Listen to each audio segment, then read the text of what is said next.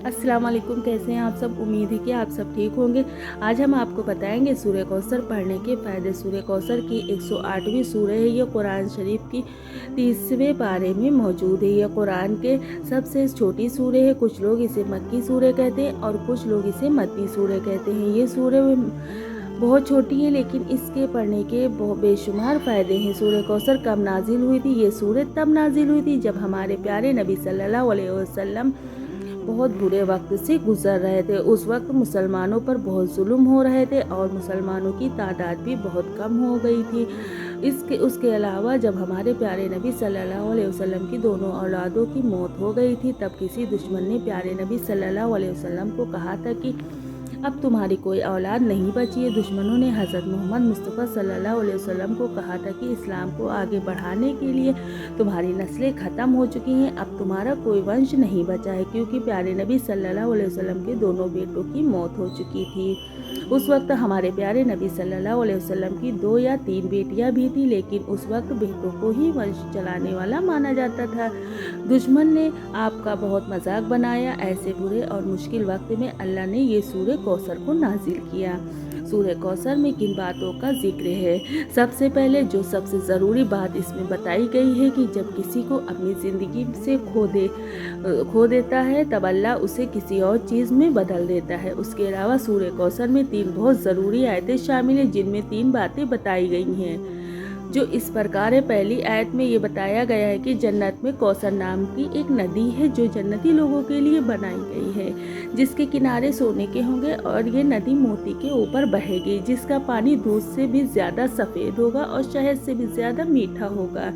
ये नदी का पानी सभी जन्नती लोगों के लिए होगा जो हर रोज़ इसका पानी पी सकेंगे। दूसरी आयत में ये बताया गया है कि हमें हमेशा अल्लाह से दुआ करना चाहिए कि और उसके लिए हमें अपनी सारी चीज़ें कुर्बान कर देना चाहिए। वो वक्त हो या दौलत, सब कुछ अल्लाह के लिए ही करना चाहिए। इससे ये मतलब है कि जब आप आपकी हर चीज़ अल्लाह पर कुर्बान करते हो तब अल्लाह आपको और ज़्यादा देता है। इस आयत में अल्लाह ने प्यारे नबी सल्लल्लाहु अलैहि वसल्लम को ऊँट की कुर्बानी करने का भी हुक्म दिया था। उस वक्त ऊँट की कुर्बानी अपनी दौलत कुर्बान करने जैसा था। तीसरी आयत में ये बताया गया है कि प्यारे नबी सल्लल्लाहु अलैहि वसल्लम के सारे दुश्मनों को काट दिया गया था। कहने का मतलब ये है कि अल्लाह इस सूरह में बताता है कि प्यारे नबी सल्लल्लाहु अलैहि वसल्लम के सारे दुश्मन काट दिए गए हैं। सूरह कौसर पढ़ने के फ़ायदे।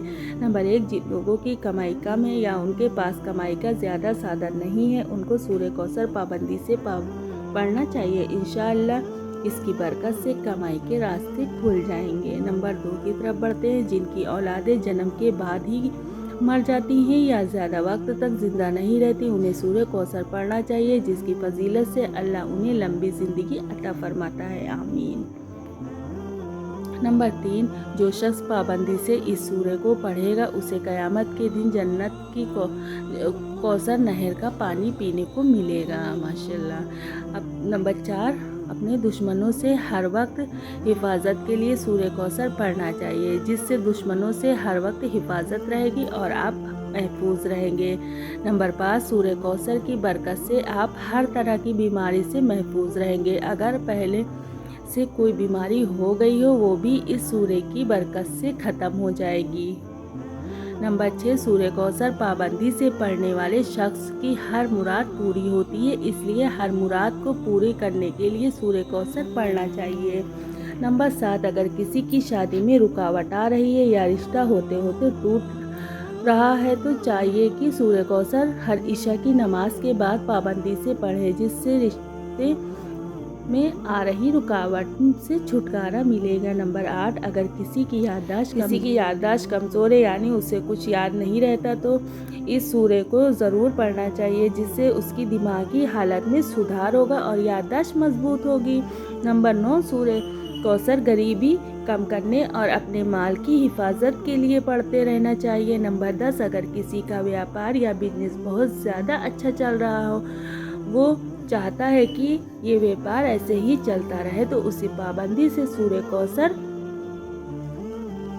दिन में पढ़ना चाहिए, जिसकी फजीलत से ये बिजनेस बहुत ही मुनाफा होगा। नंबर 11, इसके अलावा भी इस सूरह को पढ़ने के बेशुमार फ़ायदे हैं। हमें चाहिए कि हम कुरान की हर सूरह को पाबंदी से पढ़ें और اس میں بتائے گئے راستوں پر عمل کرنے کی کوشش کریں تاکہ ہم اللہ کی عذاب سے بچ سکیں اور ایک بہتر زندگی گزار سکیں۔ سورہ کوثر کب پڑھنا چاہیے؟ بہت سے لوگ سوچتے ہیں کہ اس سورہ کو پڑھنے کا سب سے اچھا وقت کون سا ہے۔ بہت سے لوگ ایسے کہتے ہیں کہ اس سورہ کو اتنی مرتبہ پڑھنے سے ایسا ہوگا، یعنی کوئی 33 مرتبہ پڑھے گا تو ایسا ہوگا، کوئی 31 مرتبہ پڑھے گا تو ایسا ہوگا۔ ایسا کرنا یا کہنے سے فرق نہیں پڑتا، فرق یہ پڑتا ہے کہ آپ سورہ کوثر کو کتنی محبت سے پڑھ رہے ہیں، کتنے دل سے پڑھ رہے ہیں اور کتنی خوشی سے پڑھ رہے ہیں۔ اگر آپ صرف کسی کے کہنے پر 21 یا 33 مرتبہ یہ سوچ کر پڑھ رہے ہیں تو آپ سورہ کوثر کو جتنا دل سے پڑھو گے اور اللہ سے دعا مانگو گے تو اللہ آپ کی دعا کو ضرور سنے گا۔ پھر بھی ہم آپ کو بتا دیتے ہیں کہ یہ سورہ کوثر کو پڑھنے سے سب سے بہتر وقت کون سا ہے۔ سورہ کوثر کو آپ کوشش کریں کہ فجر کی نماز کے بعد پابندی سے جتنی مرتبہ ہو سکے پڑھیں، کیونکہ اس وقت آپ کا دل دماغ بہت شانت رہتا ہے، آپ کا دھیان صرف اللہ کی طرف رہتا ہے۔ آپ عشاء کی نماز کے بعد بھی اسے پڑھ سکتے ہیں، کیونکہ عشاء کے وقت بھی آپ ہر کام سے فری ہو جاتے ہیں اور سونے سے پہلے سوتے پھر بھی آپ کو جب وقت ملے آپ پڑھیں۔ اللہ حافظ۔